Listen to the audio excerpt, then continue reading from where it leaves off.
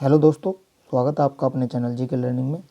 दोस्तों आज हम कराने वाले आपको प्रैक्टिस सेट नंबर 5। इससे पहले हमने 4 आपको करा चुके हैं, जिसमें 50 क्वेश्चन शामिल थे और अभी भी 50 क्वेश्चन शामिल होंगे।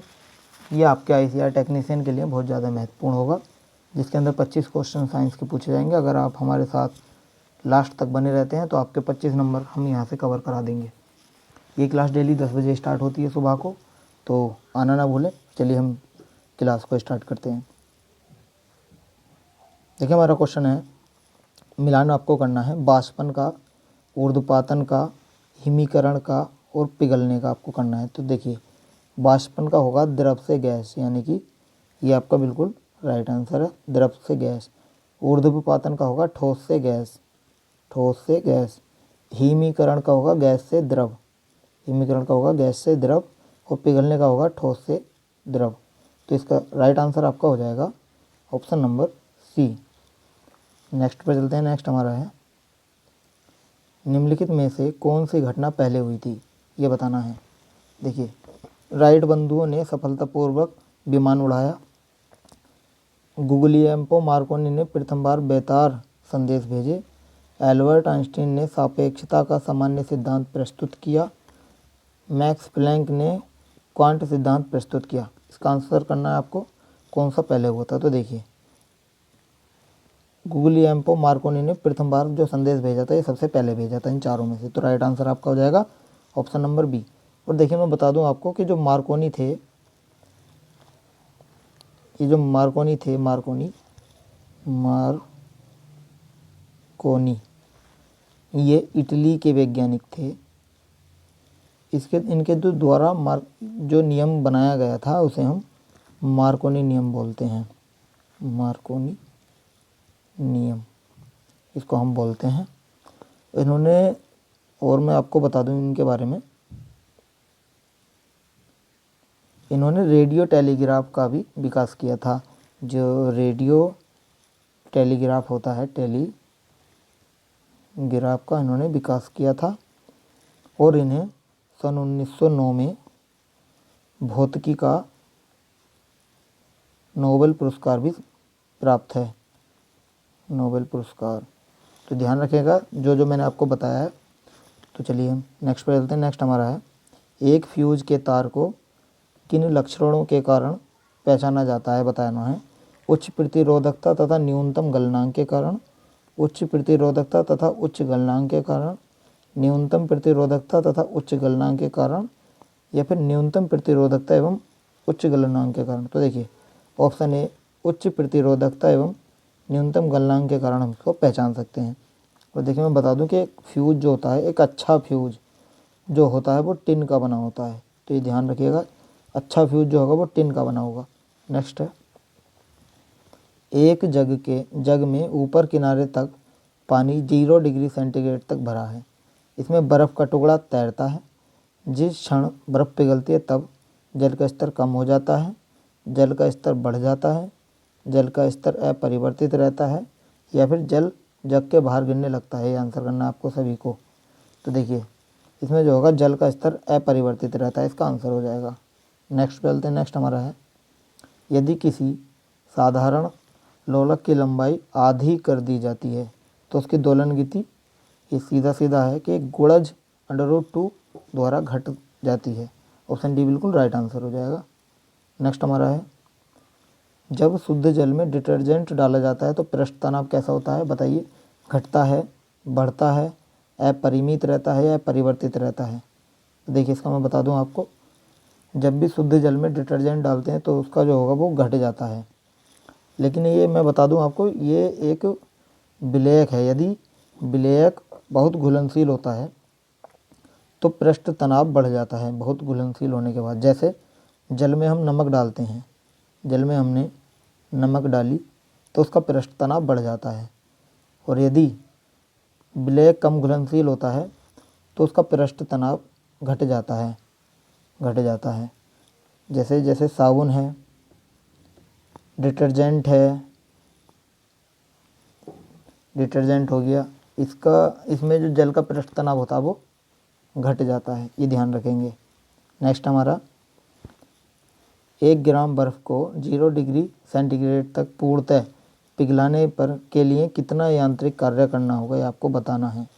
तो देखिए ये आपको करना है, इसका होगा 336 जूल, बिल्कुल राइट आंसर होगा। नेक्स्ट हमारा है, निम्न में कौन सा प्रक्षेपास्त्र भूमि से वायु में जाने वाला प्रक्षेपास्त्र है? तो देखिए ये होगा हमारा त्रिशूल। त्रिशूल एक मिसाइल है जो कम दूरी की ज़मीन से हवा में मार करने वाला एक प्रक्षेपास्त्र है। प्रक्षेपास्त्र हम बोल सकते हैं मिसाइल को ही बोल सकते हैं, या हम बोल सकते हैं रॉकेट को। तो इसकी जो मारक क्षमता होती है वो होती है 9 किलोमीटर तक की, और इसके अंदर एक रडार लगा होता है जिसे हम बोलते हैं फ्लाई कैचर के नाम से इसमें रडार लगा होता है, जो हर मौसम में काम करने के लिए सक्षम होता है। नेक्स्ट है, किसी व्यक्ति को मुक्त रूप से घूर्णन कर रही घुरड़ी मंच पर अपनी कौड़ियाँ चाल कम करने के लिए क्या करना चाहिए, आपको आंसर करना है। तो देखिए उसे अपने हाथ बाहर की ओर फैला देने चाहिए, ऑप्शन बी बिल्कुल राइट आंसर हो जाएगा। नेक्स्ट है, मानव की आँख में निकट दृष्टि दोष को ठीक कैसे कर सकते हैं? देखिए ये होगा आपका सही अवतल लेंस का प्रयोग करके हम निकट दृष्टि दोष को सही कर सकते हैं। चलिए नेक्स्ट पर चलते हैं। नेक्स्ट हमारा है, किसी खगोलीय दूरबीन की आवर्धन क्षमता कैसे कम की जा सकती है, आपको बताना है। तो देखिए इसका आंसर होगा ऑप्शन सी, नेत्रिका की फोकस दूरी बढ़ाकर हम उसकी आवर्धन क्षमता को कम कर सकते हैं। नेक्स्ट है, हमारी आकाशगंगा की आकृति है किस तरह की है, आपको बताना है। तो देखिए है स्पाइरल आकृति की, ऑप्शन सी बिल्कुल राइट आंसर हो जाएगा आपका। देखिए मैं आपको बता दूं कि जो मंदाकिनी होता है, मंदाकिनी या हम ये बोलते हैं आकाशगंगा तारों एवं धूल कणों और गैसों का विशाल पुंज होता है, ये आपको ध्यान रखना है। ये हमारा सौरमंडल ऐरावत पथ का एक भाग है जिसकी आकृति स्पाइरल होती है, ध्यान रखना है आपको। नेक्स्ट हमारा है, देखिए क्वेश्चन है हमारा, किसी प्रशीतक रेफ्रिजरेटर में शीतलन प्रणाली सदैव कहाँ होती है? देखिए प्रशीतक होता है रेफ्रिजरेटर, जिसे हम आम घरों में यूज करते हैं तो बोलते हैं फ्रीज। तो देखिए इसमें जो शीतलक प्रणाली होती है वो हमेशा ऊपर की ओर होती है, शीर्ष यानी कि टॉप पर होनी जरूरी है। इसका राइट आंसर ऑप्शन सी हो जाएगा। नेक्स्ट हमारा है, द्रव्यमान ऊर्जा संबंध किसका निष्कर्ष है? द्रव्यमान ऊर्जा संबंध का निष्कर्ष आपको बताना, तो ये होगा ऑप्शन सी, सापेक्षता का विशिष्ट सिद्धांत होगा। नेक्स्ट है, तापमान घटने के साथ साथ किसी धातु का प्रतिरोध, सीधी सी बात है, वो भी घटता चला जाता है, ऑप्शन ए बिल्कुल राइट आंसर हो जाएगा। नेक्स्ट हमारा है, जल द्वारा किसी कार्बनिक यौगिक के रासायनिक अपघटन को हम क्या कहते हैं? तो देखिए हम कहते हैं उसको जल अपघटन, ऑप्शन बी बिल्कुल राइट आंसर हो जाएगा, जल अपघटन। नेक्स्ट है, प्रति ग्राम ईंधन द्वारा मोचित ऊर्जा की दृष्टि में निम्न में से सर्वोत्तम ईंधन कौन सा होता है, बताना है आपको। तो देखिए सर्वोत्तम ईंधन होता है हमारा हाइड्रोजन, जो प्रदूषण भी बिल्कुल जीरो करता है, यानी कि ये प्रदूषण नहीं करता हमारा हाइड्रोजन। नेक्स्ट हमारा है, सूची को एक को सूची 2 से हमें मिलाना है। तो देखिए फार्मिक अम्ल का हो जाएगा हमारा चींटियाँ जब काटती हैं तो वो फार्मिक अम्ल छोड़ती हैं। सेट्रिक अम्ल का हो जाएगा इमली में सिट्रिक अम्ल पाया जाता है, और टार्टरिक अम्ल होता है हमारा नींबू के अंदर टार्टरिक अम्ल होता है। तो इसका आंसर हो जाएगा हमारा ऑप्शन डी बिल्कुल राइट आंसर हो जाएगा। नेक्स्ट है, 5% जल वाले एथेनॉल को हम क्या कहते हैं? 5% जल वाले एथेनॉल को हम बोलते हैं परिशोधित स्प्रिंट, ऑप्शन ए बिल्कुल राइट होगा। नेक्स्ट है, ऊन तंतु का विकल्प क्या है, ये आपको बताना है।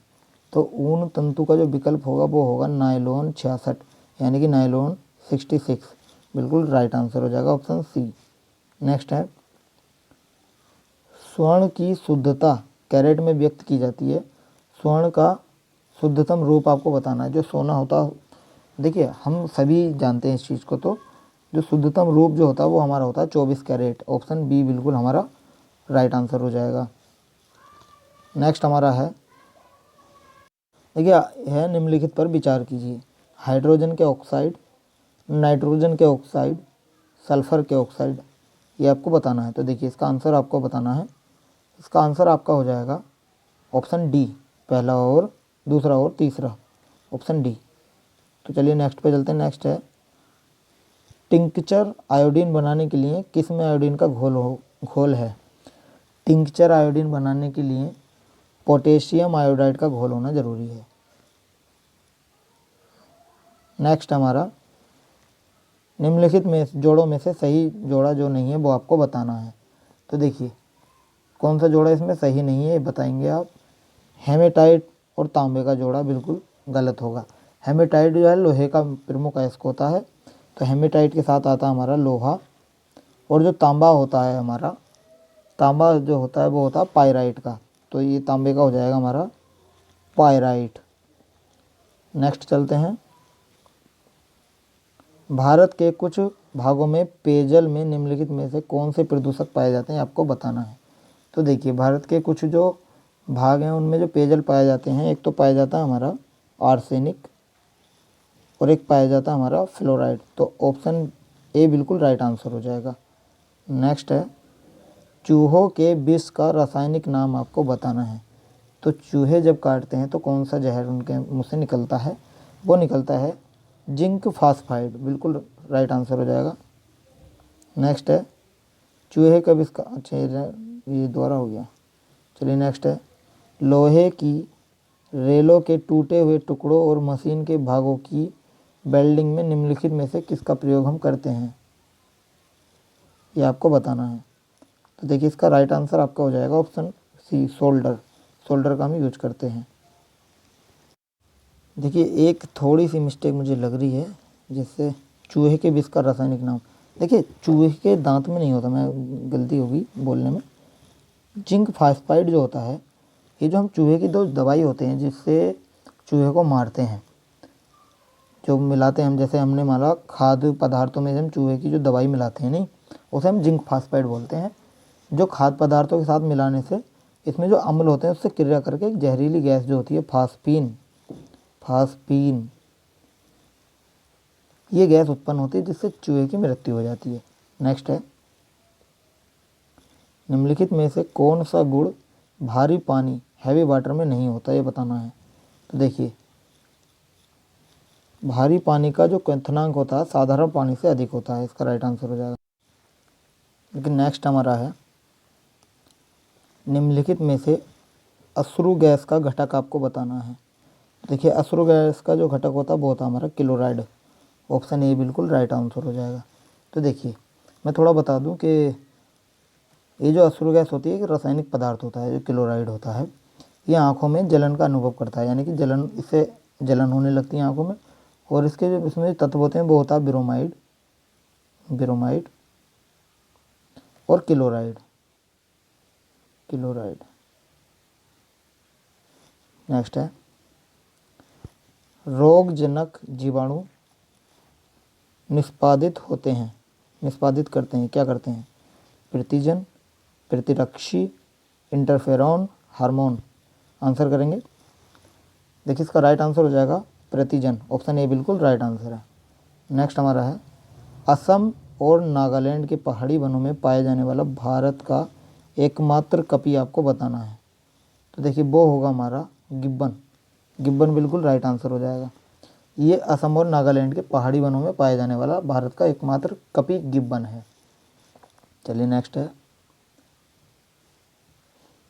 ये आपको सूची मिलानी है। देखिए विटामिन B1 जो होता है वो होता है हमारा थायमीन से। विटामिन B2 जो होता है वो होता है हमारा राइबोफ्लेविन से। विटामिन B6 होता है हमारा पायरिडॉक्सिन से, यानी कि ये आ जाएगा। विटामिन B12 होगा हमारा साइनोकोबाइनिस से। ऑप्शन होगा हमारा ऑप्शन नंबर ए बिल्कुल राइट आंसर हो जाएगा।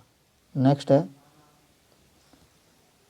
अमाशय ग्रंथियों के पैप्सिन स्रावी कोशिकाएं आपको बतानी है कौन सी होती हैं। तो देखिए ये होती हैं हमारी मुख्य कोशिकाएं। ऑप्शन बी बिल्कुल राइट आंसर हो जाएगा।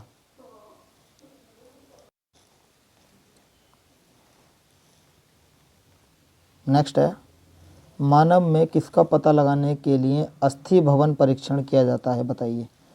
अस्थि भवन जो परीक्षण करते हैं वो हम करते हैं अंतरिम आयु पता लगाने के लिए। ऑप्शन ए बिल्कुल राइट आंसर हो जाएगा।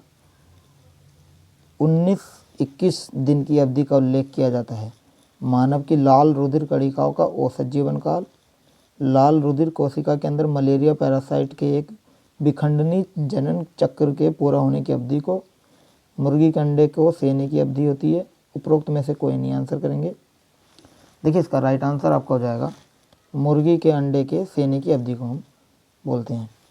नेक्स्ट है, बीटी बीज संबंधित है किससे है।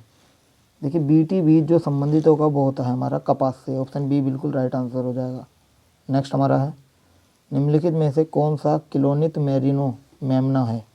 ये जो होता है हमारा क्लोरित मेमिनो मेमना, ये होता है हमारा डोली। ऑप्शन बी बिल्कुल राइट आंसर है। नेक्स्ट है, वनस्पति इनके अवशोषण में प्रभावी होती है। उच्चावृत्ति ध्वनि, प्रदूषित जल, प्रदूषक धातुएं, प्रदूषक गैसें, आपको बताना है। देखिए इसका राइट आंसर आपका हो जाएगा प्रदूषक गैसें। ऑप्शन डी बिल्कुल राइट आंसर है। नेक्स्ट है, वनस्पति संग्रहालय हर्बेरियम क्या होता है, आपको बताना है। तो देखिए ये जो होता है हमारा, ये शुष्क रूप से जड़ी बूटियों का एक संग्रह होता है। तो ऑप्शन नंबर बी बिल्कुल राइट आंसर हो जाएगा। नेक्स्ट है, आहार नाल में स्टार्च के पाचन में अंतिम उत्पाद क्या होता है, ये बताना है। तो देखिए ग्लूकोज जो होता है हमारा वो अंतिम उत्पाद होता है स्टार्च के पाचन में। ऑप्शन ए बिल्कुल राइट आंसर हो जाएगा। नेक्स्ट है, कुनैन किस पेड़ की छाल से निकाली जाती है। देखिए तो हम सभी जानते हैं जो कुनैन होता है वो सिनकोना के वृक्ष से निकाली जाती है। चलिए नेक्स्ट हमारा, निम्नलिखित जोड़ों में से किसका मेल सही है, ये आपको बताना है। टिटनेस BCG, ये गलत हो जाएगा। मलेरिया क्लोरोक्विन, ये सही होगा बिल्कुल। ऑप्शन बी बिल्कुल राइट आंसर हो जाएगा। नेक्स्ट है, पिन्ना कर्णपाली एवं बाह्य श्रवणीय नाली पाई जाती है, किसमें पाई जाती है। ये पाई जाती है हमारी स्तनपायी में, स्तनपायी के अंदर ये हमारी पाई जाती है। नेक्स्ट क्वेश्चन हमारा होगा, निम्नलिखित में कौन सा परजीवी नहीं है, बताना है। देखिए परजीवी जो नहीं है वो बताना है। मक्खी जो होती है हमारी वो परजीवी नहीं होती। ऑप्शन नंबर ए बिल्कुल राइट आंसर हो जाएगा। Option number A. नेक्स्ट है, GIS किसका लघु रूप है, आपको बताना है। तो देखिए GIS जो होता है वो होता है हमारा जियोग्राफिकल इंफॉर्मेशन सिस्टम का लघु रूप होता है, यानी कि शॉर्ट फॉर्म होती है। ऑप्शन बी बिल्कुल राइट आंसर हो जाएगा। नेक्स्ट हमारा है, कंप्यूटर के डाटा का CPU से परिधि यंत्रों को अंतरण कर किसके माध्यम से प्राप्त किया जाता है। ये करते हैं हम कंप्यूटर पोर्ट से। ऑप्शन ए बिल्कुल राइट आंसर है। नेक्स्ट हमारा है, एक कॉम्पैक्ट डिस्क किस प्रकार की डाटा भंडारण पद्धति होती है, ये आपको बताना है। तो देखिए ये होती है हमारी प्रकाशिक। ऑप्शन डी बिल्कुल राइट आंसर है। नेक्स्ट हमारा है, USB का प्रयोग किसके लिए होता है, ये बताना है। USB का जो हम प्रयोग करते हैं वो करते हैं हम पोर्ट टाइप के लिए, यानी कि ऑप्शन बी बिल्कुल राइट आंसर हो जाएगा। नेक्स्ट करेंगे। नेक्स्ट हमारा है, M वाणिज्य क्या होता है, ये बताना है। मशीन वाणिज्य होता है, धन वाणिज्य होता है, गतिशील वाणिज्य होता है, या विपणन वाणिज्य होता है। देखिए जो M वाणिज्य होता है ये होता है हमारा गतिशील वाणिज्य। चलिए नेक्स्ट है हमारा, चलिए आज का जो सेशन हमारा यहीं शुरुआत ख़त्म होता। M वाणिज्य के बारे में मैं थोड़ा बता देता हूँ जितना मुझे ज्ञान है। देखिए M वाणिज्य जो होता है इसकी जो सबसे पहले शुरुआत हुई थी वो 1997 में हुई थी फिनलैंड में। फिनलैंड में एक जगह है इसका नाम है हेलसिंकी, वहाँ पर इसकी शुरुआत की गई थी। और मैं आपको बता दूं कि ये जो M वाणिज्य होता है ये होता है मोबाइल तथा इंटरनेट के जो माध्यम से हम घर बैठे वस्तुओं का जो क्रय विक्रय करते हैं नहीं, यानी कि खरीदारी, वो हमारी M वाणिज्य कहलाती है। इसलिए आज का सेशन हमारा यहीं समाप्त होता है। हमारी वीडियो आपको कैसी लगी हमें कमेंट करके बताएं, और कमेंट ये भी करें कि आपके कितने क्वेश्चन बिल्कुल सही हुए हैं। हमारे चैनल को सब्सक्राइब करके बेल आइकन दबा दें ताकि आने वाली हर अपडेट आपको मिलती रहे। ये क्लास डेली सुबह 7 बजे होती है। ये मैं दोबारा बता रहा हूँ, डेली होती है, तो आना ना भूलें। धन्यवाद।